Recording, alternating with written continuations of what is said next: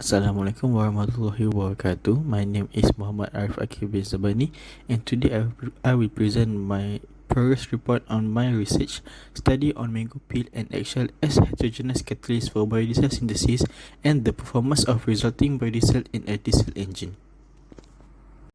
Biodiesel or fatty acid methyl ester is a renewable biofuel that can be a replacement for conventional diesel fuel.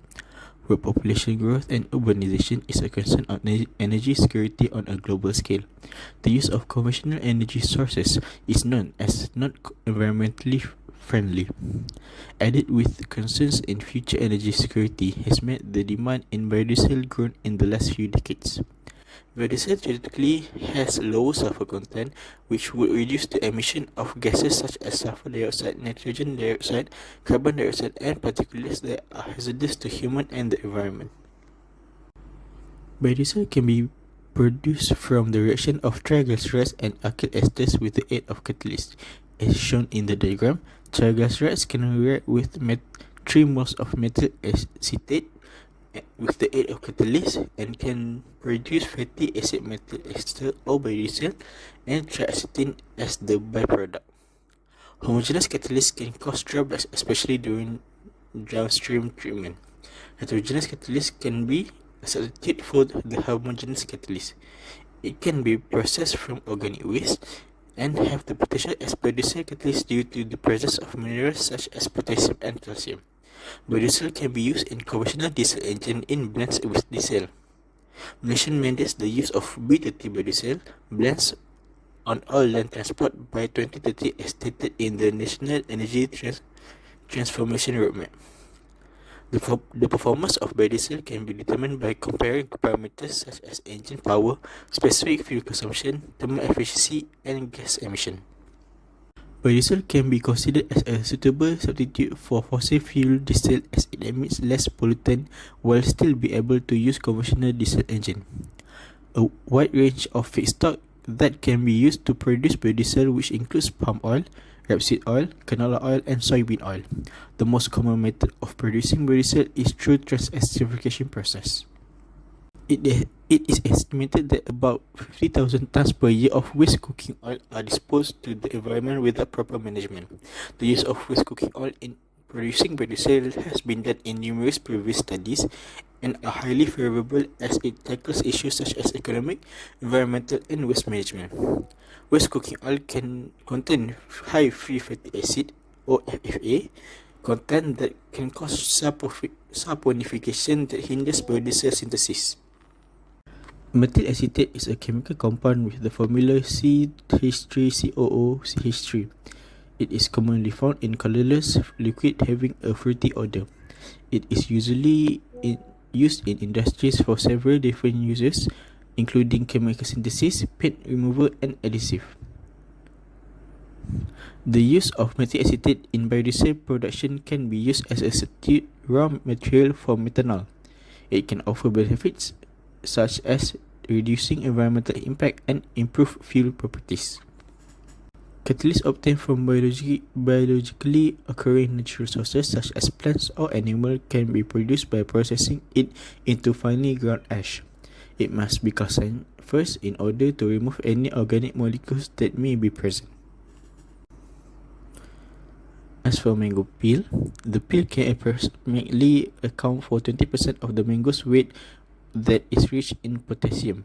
Previous study that involves utilization of mango peel as catalyst for biodiesel synthesis conducted by Laska et al. Did not involve calcination process. Instead, it only uses open burning method. Malaysia uses on average 11.6 billion of chicken eggs yearly, with a large portion of it for domestic consumption. The main objective for calcination of chicken shell is to convert calcium carbonate into calcium oxide.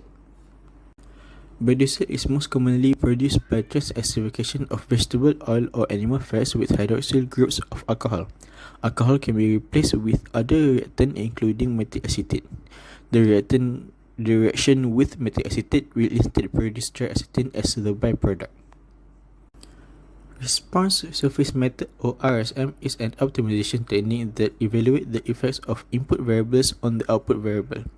The box beacon design method is widely used, especially to optimize the parameters in biodiesel synthesis. The selection of box version is beneficial due to the smaller experimental runs that requires less cost and time, while still can produce the same result as other methods that uses more runs. The properties of the synthesized biodiesel play a pivotal role in determining the performance and emission of diesel engine. Some of the output data that can be collected are engine power, specific fuel consumption, and thermal efficiency. It is reported that emission of carbon monoxide, particulate matter, and unburned hydrocarbons is lower from biodiesel compared to diesel, while the opposite for oxides of nitrogen. So this is the problem statements and objective. The first problem statement is current hydrogenous catalysts derived from chemicals such as calcium oxide and potassium oxide, neither sustainable nor environmentally benign. Next, the composition of mango peel and eggshell must be identified to understand their potential as biodiesel catalysts. Third, there are currently a lack of study on biodiesel synthesis using catalysts from organic waste, specifically using blend of mango peel and eggshell. Identifying the optimal calcination condition is very necessary. Lastly, there are lack of reported study on the biodiesel performance when used in conventional diesel engine. As for the objective, firstly, is to determine the optimal calcination time and temperature for mango peel to eggshell to use catalyst in trans-esterification of waste cooking oil. Next, to optimize the operating conditions for trans-esterification of waste cooking oil using mango peel and eggshell as catalyst by response surface methodology or RSM based on parameters including ratio of mango peel to eggshell, catalyst loading, and agitation rate in order to maximize the diesel engine's performance when using the resulting biodiesel. Lastly is to characterize and compare the resulting biodiesel with the biodiesel standard and to determine its performance in a diesel engine. The scope of study can be divided into three parts. Firstly, calcination. We study on the effects of calcination temperature and calcination time. Next, trans-esterification process. We study the effects of molar ratio of methyl acetate to waste cooking oil, reaction time, agitation rate, and weight percentage of catalyst. Lastly, in performance and gas emission of diesel engine, we study on the engine power, specific fuel consumption, thermal efficiency, gas emission such as carbon monoxide, carbon dioxide, and nitrogen oxide. As for the overall flowchart of methodology, we start with preparation of waste mango peel and eggshell. Next, move on to objective 1, study on calcination.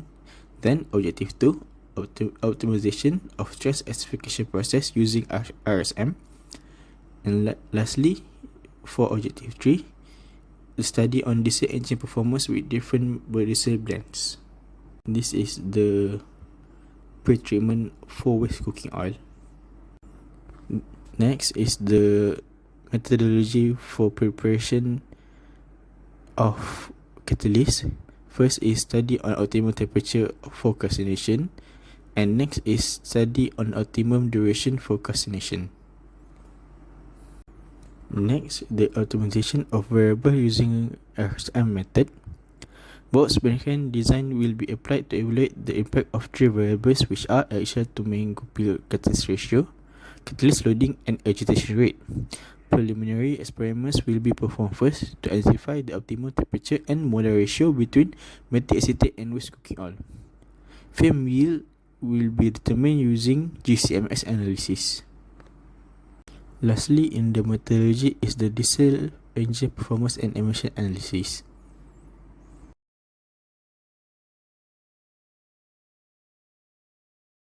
As for results and discussion, so this is the result for objective 1, which is the TGA analysis result for mango peel.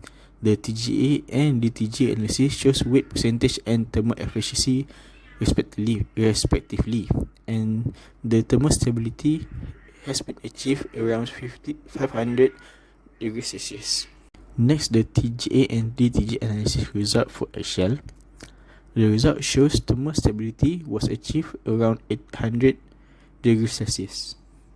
As for the optimum calcination temperature and time for mango peel, through XRF analysis, the CEO and K2O content was analyzed for mango peel ashes calcined at different temperature and duration, with the best result shown for calcination at 600 degrees Celsius and for 2 hours of duration respectively. As for the optimum calcination temperature and time for eggshell, also through XRF analysis, the COO content in the eggshell ash calcined at different temperature and duration with the best result shown for calcination at 900 degrees C and 2 hours of calcination respectively. As for the Gantt chart, currently we are at June 2024 and currently working on study on reaction time and optimal catalyst ratio. As planned, the study will end at September 2025 and currently we are still capable of following this Gantt chart. Lastly, this is the status of thesis writing, and overall currently is 55% to completion. As for the plans for next semester, first is to perform trend estimation for preliminary data as stated in Objective 2. Next is to perform optimization for trend estimation process using RSM. Third is to test biodiesel on a diesel engine. And lastly is to continue to prepare thesis and paper for publishing. Are all the references used in the slides?